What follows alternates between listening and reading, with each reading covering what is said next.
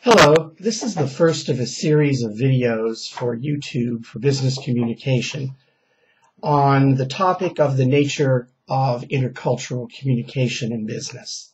The series is going to be around the countries that I've worked in and lived in my career, both as a U.S. diplomat and as an employee of Global Shell Oil Company. I'm starting tonight with the country of Thailand. It's my favorite country. If I could go back and live in any other country, it would be in Thailand. So I want to share with you some of my findings, and I've got some notes down here, so I'm going to have to put on my glasses here and take a look. Number one, relationships. They are so important in Thai culture. And it's always in pleasant relationships, telling jokes, sharing stories, going out together as groups. And in a business context, business really isn't set in an office the way it would be in the States. Business relationships are built after work, going out and doing social things together.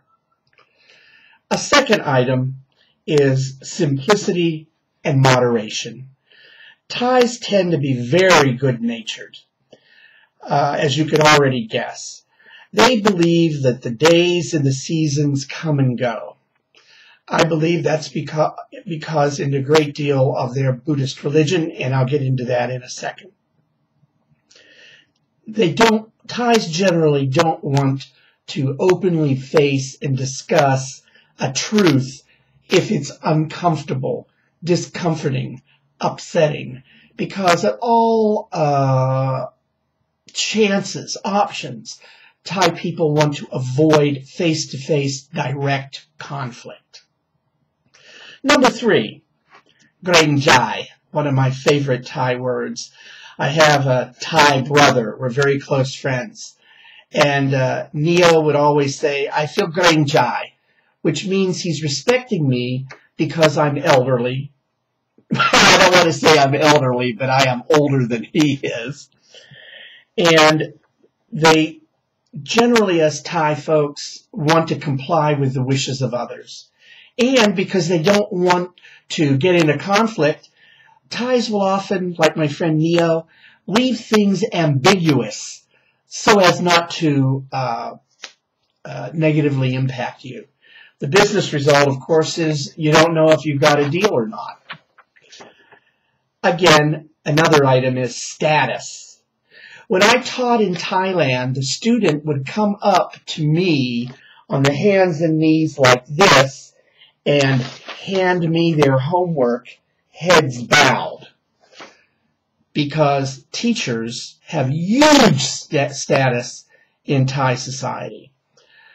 Certainly at the top is His Majesty the King. We'll talk a little bit about that later in a slide presentation. The wealthy, government officials, Buddhist priests, teachers or professors, and business folk moving down the line, of course. So it's a very culturally bound basis, your status in society, culture. Finally, the Thai view of time is based on the concept that everything is cyclical. It will come and it will go. And I believe a lot of that is based on the Buddhist religion and the concepts that that religion or philosophy hold. Now, I'll be building rather soon a set of slides of people and places that I've been to within the last 5 years in Bangkok and in Thailand, and you get to know a little bit more about each of the items from a perspective of a person who loves Thailand and has a real close buddy there.